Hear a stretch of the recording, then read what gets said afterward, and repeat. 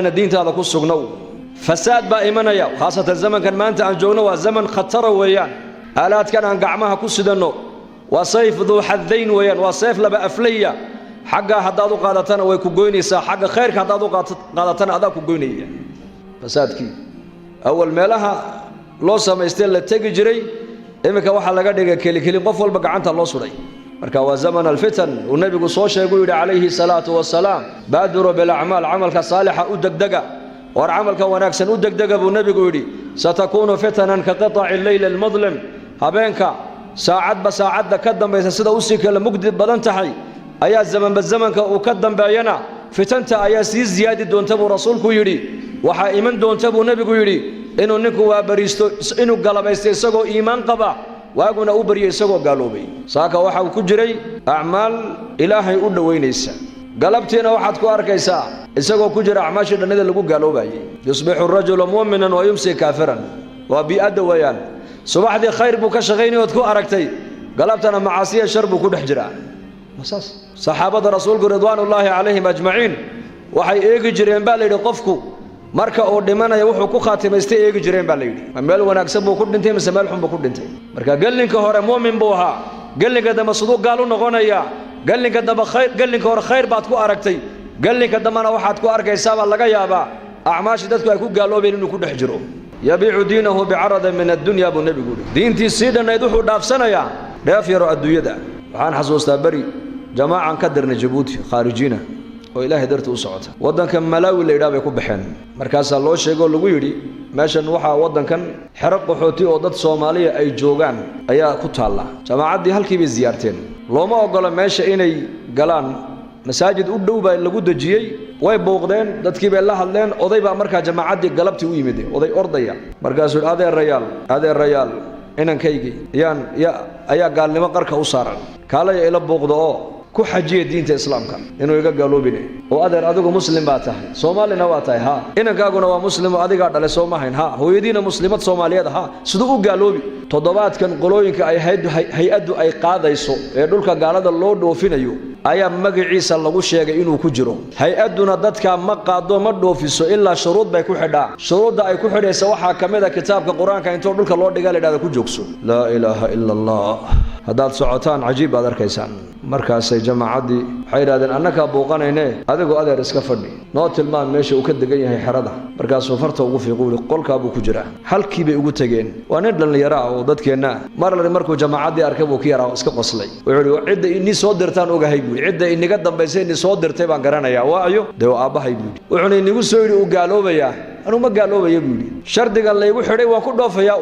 laakiin diinta qalbiga ku haysan qalbiga ma ka baxaysaa buu yiri warka ma soconaya nabiyullaahi muhammad alayhi salatu wasalaam hadal afkiisa kama oran illa wuxuu nabigu sheegay wala arkiyo ogaada wa min mu'jizatihi alayhi salatu wasalaam mu'jizaadka ilaahay nabi maxamed uu siiyay baa kamida inuu waxyaabaha iman doona oo ka sii warama rasuul marka fitan ba socota zaman alfitan ma galaynaku maanta marka muuminku waa inuu eega mar walba waa inuu ku dadaalo istiqaama ala diin ku sugno diinta islaamka biyadaad ku dhargi khayr oo dhan diintu ku jira barwaaqada doonay diintaada ku sugnow qisas fara badan baa ilaahay quraanka inoogu sheegay qar boqortooyay lagu ibtileeyay boqortinimadii la soo diristay diintooda kamay leexin waa nabi Suleymaan alayhi salaam qisadiisa akhriso hadaad leedahay anigu madax baan ahay oo zamanka ninka madaxu diinta islaamka inuu ku dhaqmo dadkiisana uu ku dhaqo way adag tahay hadaad leedahay nabiyullaahi Suleymaan alayhi salaam qisadiisa baa quraanku ku qeexay dhageyso akhriso oo culimada weydiiyay boqor afartiinina adduunka u soo talisay nin kamida ayuu ahaa waliba mulkigiisu ma ahayn mulkigan bini'aadanka kaliya ay haystaan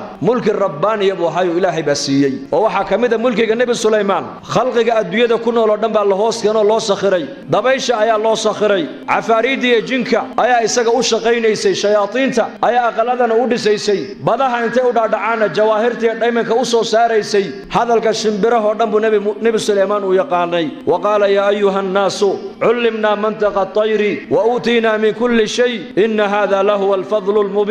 وحشر لسليمان جنوده من الجن والإنس والطير فهم يوزعون حتى إذا أتوا على وادي النمل قالت نملة يا أيها النمل ادخلوا مساكنكم لا يحطمنكم سليمان وجنوده وهم لا يشعرون فتبسم ضاحكا من قولها boqortooyada ila halka gaarsiisa maxaad u malayn quraan hadlaysa hadalkeygii la maqashiye war boqor nuucay adduunka ma jira ma soo maray may hadduu soo marayna waa Suleymaan alayhi salaam cid kale ma nabi Suleymaan nabigaas mulkiga inta la ilaahay siiyayna إلهي طاعدي سما دافن إلهي ذكري سما هالمامن حل مالين كلية قرآن كإلهي كل شيء في سورة الصاد وعلى فرضه آذ جعلا طبعا فرضها أنا وأنجعلها في كل الزمان فرضه شيء غالية فرضه سي وكوكل جري أيا صدا الله صهور مريبا الليل ساعد إلهي ذكري سمين جري وسبح بحمد ربك بالعشي والإبكار ساعات وحاجر إلهي للمنا جودو وقال لك هوريه قال لك الدنبوي أيام وإنه قفك مؤمن كقرتا ساعات وحاجر إلهي ونوجد يلا دونا يو إن الأدوية أنتو كإيمانو مساجد الصوغ قالون إلهي ودوانو إلهي لمنا جونو ساعات دي ذكرك وسمين جرو ربك لمنا جون جري أيا فرضه صدا الله صهور مريه فقال إني أحببت حب الخير عن ذكر ربي حتى توارت بالحجاب ردوها علي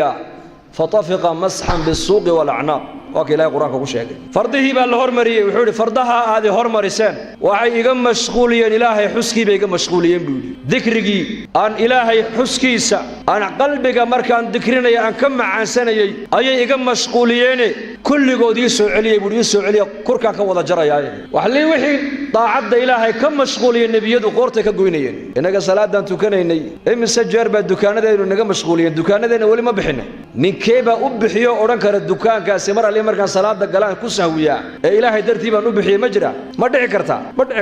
فرضه سي وكو حرقون جري ولي بجهادك وكو قل جري أيا مركز سيدا الله هرمريي وحي كم مشغوليين وقلبك سي أي اللوسيين معانكي مركو إلهي حصوصنا وقلبك كم مع سجري اللوسيين مركا بيقول يقول سعلية إيه سعلية بيقول وما داعي سعلية والله سوى قبت قورتك وذا قوي بيقول إلهي بيقول مشغولين ضاعت دي سي marka hadaad madaxtahayna madaxda waxa la doonayaa inay ku daydaan nabiyullaahi Suleymaan alayhi salaam mulkiga inta leegu haystay xaq ilaahayna uu ku gutay xaq ibn aadankana uu ku guto uu ku ilaaliyay baa la yiri war muujira waxaad ogaataa marka war waxaan adduunka imanayo dhan waa xaalad bay dhaadin eeshiyan luqada arabiyaduna waa al ahwal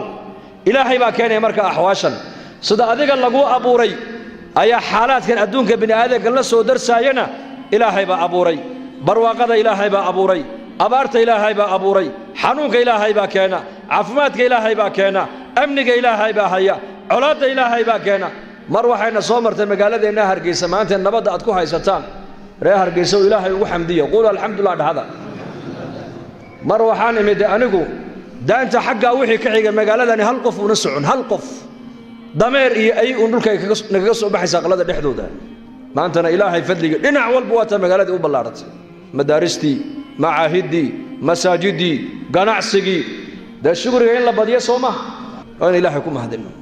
marka ahwaal haday timaada ma wax daa'ima ogow waa waxina soo maray oo tagaya habeenku ku soo maray oo baxaya famahma tala al-laylu fala budda min tulu'i al-fajr famahma tala al-umru fala budda min dukhul al-qabr waligiiba habeenku hadheeraade waa bari ba ku xiga waligaaba noloshu ha ku dhaaraatee geeri baa ku xigta sidaasoo kale weeyaan haddaad barwaaqa maanta aad ku jirto xaaladda barwaaqada ka faa'iideyso oo ilaahay ugu dhawow haddaad abaar iyo saboolnimo iyo faqri ay kula soo darsaan iyada laftigeegu waa xaalad ilaahay baa kugu eegaye ka faa'iideyso ilaahay ugu dhawow culimada islaamka nin kamida ayaa oran jiray laba faras baa adduunka ilaahay noo dhigay buu ilaahay loogu dhawaadaa walla yaabay laba faras magaciisa waxaa la yiraahdaa ashukr faraska kalena waxaa la yiraahdaa buu as-sabr adkaysi barwaaqa haday nala soo daristo waa shukriyeena ilaahay baan ugu dhawaanayna barwaaqada balaayo iyo dhibaato qaadi karimayna haday nala soo darsaana waa sabrayna oo diinteena istiqaamo ku yeelanayna iyadana ilaahay baan ugu dhawaanayna buu yiri ta'arraf ila allah fi ar-rakha ya'rifuka barwaaqada ilaahay ku garo abaartiya dhibaatada markay kugu dhacdo ilaahay ku garan doona adigana marka bukaan hadaa tahay ayuba ku daliila sidoo diinta istiqaamada ugu yeeshay istiqaamo ugu yeelo maal qabeen hadaa tahayna kam tujar ba adduunka soo marto ehlullah iyo ilaahay taqaan dhalinyar hadaa tahayna dhalinyarnimada ilaahaga ku garo oo todobada ilaahay u hareynay waxa kamid ah nabigu yiri shaabun nashaa fi taa'ati allah nin dhalinyaro ah oo dhalinyarnimadiisa ilaahay ku barbaaray cibaadadiisa taa'ada ilaahay ku barbaaray dhallinyarnimaduna waa qayb ka mid ah waalida buu rasuulku yidhi waalan yahay ninka dhallinyaradu markuu dhallinyaro yahay haddii ilaahay uu toosiyo oo ilaahay diinta istiqaamo uu kugu siiyo adduunkan iyo aakhiro waad liibaantay ogow fanastaqiim ilaahay amarkiisa aan ku toosnaano insha allah dhahada meel fiican baan haystaana oo lumi maayo oo dad muslimiina ayaan dhex joogaa dad muslimiina ayaan ku dhex noolahay oo lumi maayana ha ku degmin nebiyullaahi aadam calayhi salaam isagaba meesha lagu imtixaamay jannada dhexdeeda ahayd jannada meel ka fiican ma jirtaa halkaas lagu ikhtibaar isaga jannada dhexdeeda fakulaa minha haythu shi'tuma wala taqraba hadhihi ash-shajara fatakuna min adh-dhalimin shaydaan ayaa u yimid ibliis calayhi lacna dadna uu waswaasiyo wuxuu ku yiri geedkaas cunidiisa laga reebay manfaacada ku jirta ma ku sheegaa ha noo sheeg haddaad adiga xawa geedka aad cuni lahaydeen adiga iyo xawa laba midun baad noqon lahaydeen an takuna malakayni aw takuna min al-khalidina laba malag baad noqon lahaydeen ama laba weligood jannada ku waari ayaad ahaan lahaydeen buu ku yidhi waa daakhil aljanna lagu imtixaamay nebi aadam calayhi salaam deedna gafkiibuu ku dhacay jannadii baa laga soo saaray oo maalinka qiyaamaha dadku markay nebi aadam u tagaan ee shafaacada ay weydiistaan ay leeyihiin abulbashar baa tahay adaana nebiyada ugu horreeye ilaahay nooga ergee waa ka odhanaya gafkii aan jannada dhexdeeda ku galay ayaaba jannada inaga soo saaray buu leeyahay caabid baan ahay oo cibaado badan baan ahoo ilaahay baan caabudaana ha ku degmin baa la yidhi ibliis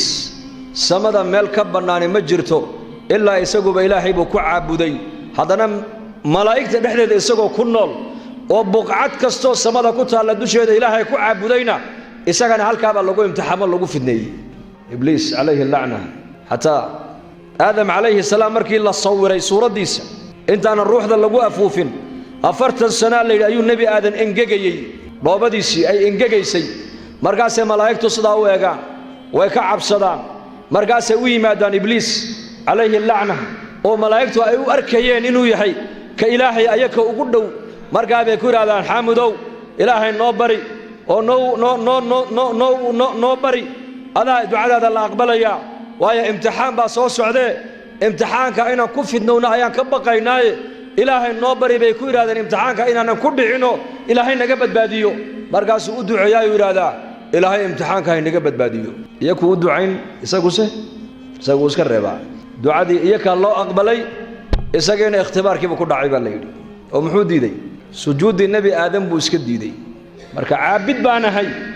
oo meel fiican baan ilaahay ku caabudayaa bay culimmadu leeyihiin ha ku degmina waa inaad cabsootaa oo cabsi ilaahay ha ku caabuddaa cabsidaasi markaa waxay keenaysaa inaad diintaada istiqaamo ku yeelatid aqoon baan leeyahay oo cilmi baan leehayna ha ku degmin baa la yidhi iyadana ninbaa isagana cilmiga lagu imtixaamay isagoo caalima ayaa la fidneeyey deedna markaaba diintiisii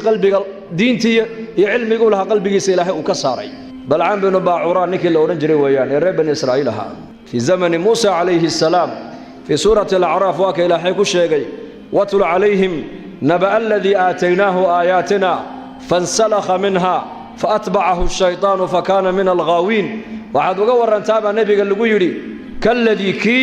kii reer bani israa'iil ahaa xataa magaciisa ilaahay ma sheegin oo waxaa la siiyey aayaadkayagaan siinay baa ilaahay yidhi aayaad ismullaahi alacdamkaa la baray baa la yidhi magaca ilaahay ee weyn ee haddii ilaahay wax lagu weydiisto ilaahay ducada uunan soo celinayn ayaa ilaahay ninkaa uu baray baa la yidhi tafsiirka qurtubiga ayaa bacd alculamaa waxay qabaan meel alliya meeshuu eegaba carshigu ka arki jiray baa la yidhi hadduu xaggaa eega carshigu arkayey hadduu xaggaa eega carshiga raxmaanku arkayey hadduu xaggaa eega carshiga ilaahay buu arkayey qolana waxay yidhahdeen maya ismullaahi alacdamkaa la baray oo ducadiisaa mustajaabo ahayd madiinat alqudus buuna ku noolaa markaasaa nebi muuse calayhi salaam iyo qoomkiisii waxay dooneen inay qudus ay ka xoreeyaan nimankaa jabbaariinta ee gaalada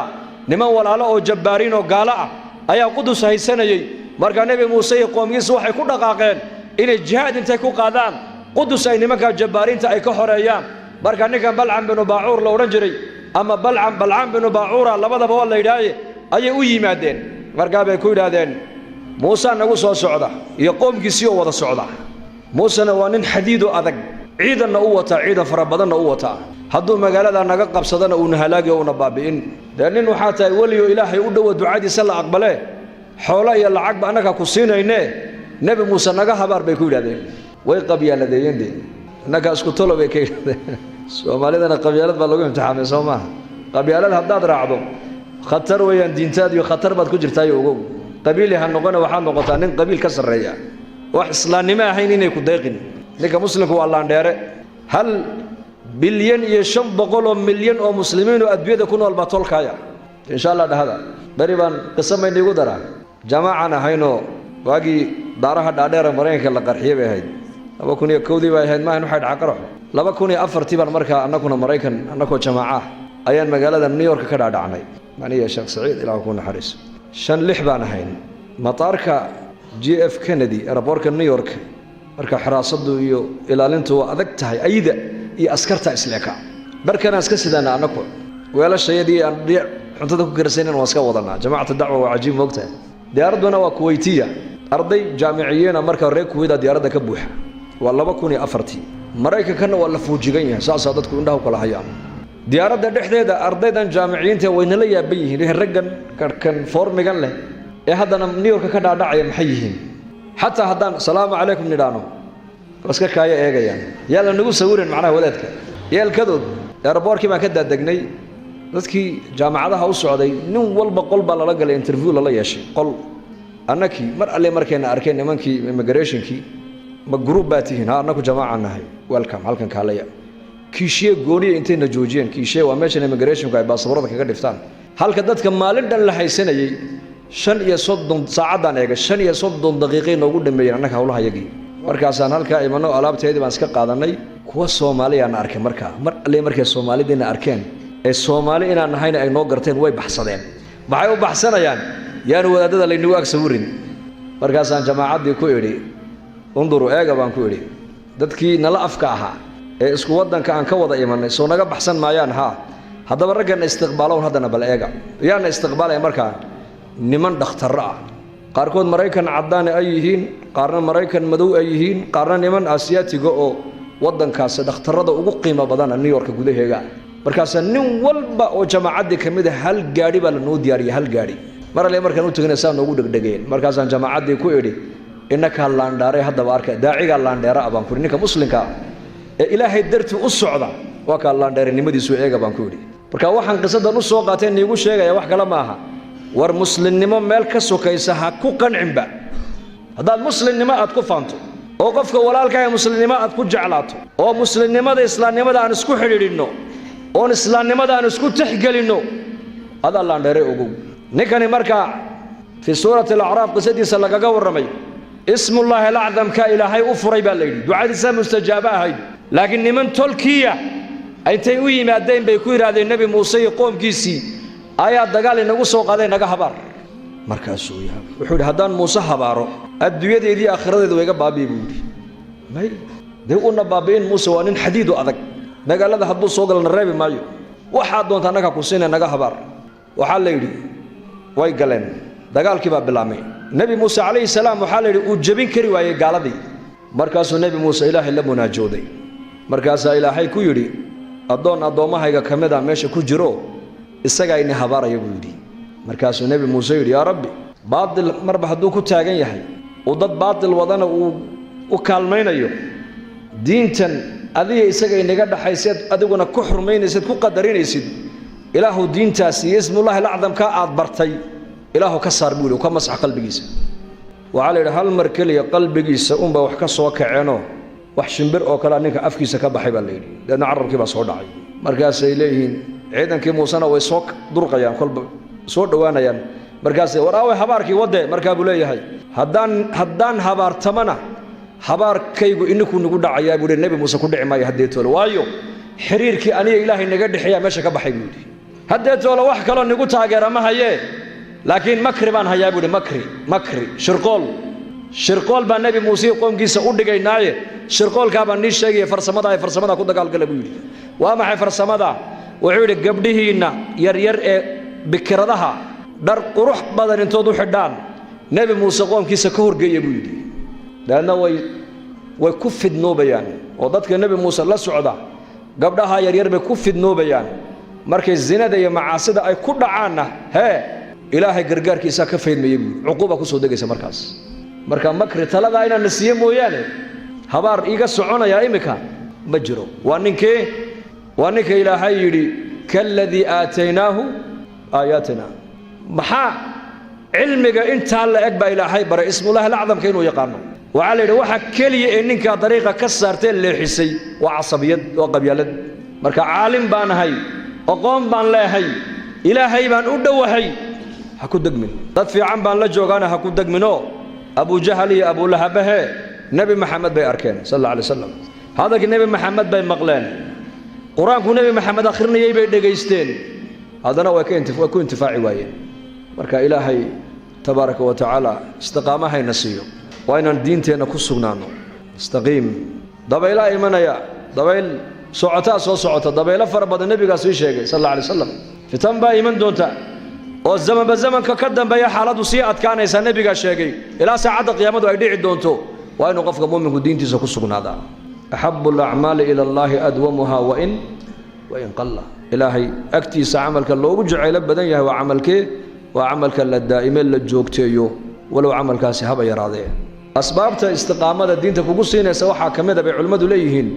waa inaad ku noolaataa waa inaad eegataa bulshada wanaagsan mujtamac wanaagsan almar'u calaa diini khaliilihi falyandur axadukum ilaa man yukhaalil baa nebigu yidhi saaxiibkaa diinta uu haysto ayaa adigana diinkuu noqonaysee nin walbo ninkaad la saaxiibi iska eeg buu rasuulku yidhi marka majmaceenna maadaamuu dhallinyar u badan yahay zamankuna uu zaman dhallinyarada aad ugu xun uu yahay oo zaman halis ay ku soo hagaageen dhinacna zamanku waa ka fiican yahayoo maasha allah dacwad baad haysataan masaajiddii baa inoo dhismaysaa khayrkii baa inoo badanaya ijtimaacyo ayaa la qabanayaa xaflado iyo nadwaad islaamiya ayaa culummadu inoo qabanayaan war meeshaa khayr kale waa inaan ku orodno weeyaan saaxiibkaas diinta uu qabo ayaa adiga diin ku noqonaysa buu nebigu yidhi nin wallow ninkaad la saaxiibi iska eeg marka bulshada wanaagsan haddaad la saaxiibto diintaadu way kuu badbaadi waayo laa tusaaxib ilaa mu'minan walaa yaakul طacaamaka ilaa taqiyu baa nebigu yidhi ha la saaxiibin ilaa qof mu'mina mooyaane haddaad wax bixinaysana qofka alla ka baqala sibuu rasuulku yidhi laanna qofka alla ka baqale haddaad wax siiso ilaahay buu ugu dhowaan ajar iyo xasanaadna adiguna waad ka heli qofka iimaanka leh ee masaajiddii culimmada iyo dacwaddii khayrka ku xidhan haddaad cilaaqo la yeelatood la saaxiibto adigana khayrku qofkaasi kuu jiidi sidii ninka reer bani israa'iil ahaa ee 99 naf gooyey wuxuu weydiiyey caalim ii tilmaama buu yidhi nin raahibaa loo sheegay raahibku waa ninka caabidka raahibkii wuxuu ku yidhi markuu yidhi 99 naf baan gooyey toobad maan leehay maya toobad ma lihid buu ka yidhi deedna 100 buu kaga dhigay isagii haddana ninkii ma fadhiisane war nin caalima ila doona caalim baa loo tilmaamay war ninkaasaa axkaamta yaqaanee u teg caalimkii markuu u yimidayna deedna markaasuu yidhi haa toobad waad leedahay laakiin toobaddaada shuruudeeda waxaa ka mid ah dhulkanaad joogto waa dhul xun waa inaad dhulkan aad beddishaa oo xaggeed u beddelaysaa dhulka meel heblaaye la yidhaahdo waa dhul wanaagsan dad wanaagsan oo ilaahay caabudo khayr badan baa ku noole dadka u teg buudho ilaahay caabudayaan la caabud sidaa unbay toobaddaadu adiga ku hagaagaysaa deedna ninkii uu xamaan qaatay jidka bartamaha isagoo maraya ayaa ajashiisii timiday malaa'ikatulcadaab iyo malaa'ikaturaxma isku qabatay malaa'ikatulcadaab waxay leeyihiin ninkani waa ahlannaar oo 100 naf buu qabaa malaa'ikaturaxmana waxay leeyihiin jaa'a taa'iban ila allaahi caza wajalla ilaahay xaggiisa u soo noqdo ninkani toobad buu u soo socdee xagga naxariista ilaahay baa loo qaadayaa malag suurad aadamiyela ayaa loo keeno la yidhi u kala garnaq labadaa malag markaasaa la yidhi meeshuu dembiga uu ku galay iyo meeshuu raba inuu u hijroodaa la yidhi u qiyaasa dhulkuu u socday ee uu hijroonayey ayaa ilaahay u waxyooduu ku yidhi addoonkayga u dhowow taakay dheeraatay buu rasuulku yidhi taako tii u socdayba waxyi min allaahi baa yimid u dhowow addoonkayga inuu naariga gala ma jecliye dhulkaygiiyo addoonkayga u dhowow uu dhowaaday taakuu dheeraaday dhulkuu u socday baa markaa loo qaado malaa'ikaturaxma baa qaaday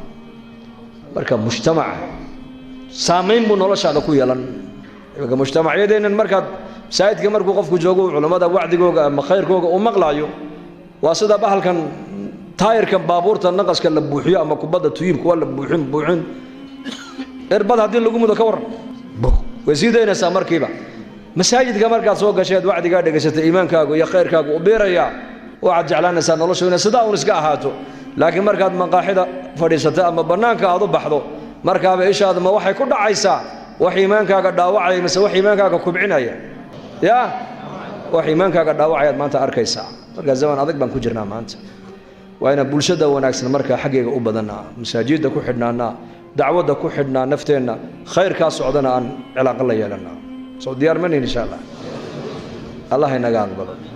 wixii wanaag ilaahayna soo dhex mariyana isaga ayaa fadligaa iska leh wixii gaf naga dhacayna ilaahay ha inooga dembi dhaafo kulligeen ilaahayna miisaanka xasanaadka dhegaysigiina iyo hadalkayga ha inoo wada saaro khaatimadana allah inoo hagaajiyo dembigeenna allah ha dhaafo dembiga waalidiinteenna allah ha dhaafo diinta allah inoo macaaneeyo maralkeenna allah ha shaafiyo mowtaadkeenna allah ha u naxariisto amni iimaanka allah inoo ziyaadiyo dad badan oo muslimiina duca dalbanayo wada xanuunsana caafimaad sariica allah ha siiyo qof walba alluu ka kurbaysana kurbada allah ha ka qaado sala allah